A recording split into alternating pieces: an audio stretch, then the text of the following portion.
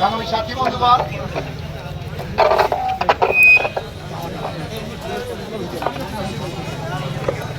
সংগ্রামী সহযোদ্ধা, আজকে আমরা কেবল শুরু করলাম, প্রথম দিন।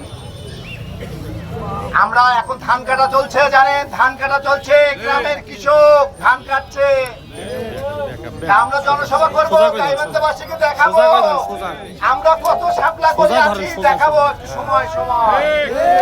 ধান কাটা শেষ হয়ে যাক, গাইবান্ধায় আমরা ইনশাল্লাহ একটা বড় সমাবেশের মাধ্যমে শাপলা করে এনসিপির আত্মপ্রকাশ করবো ইনশাল্লাহ।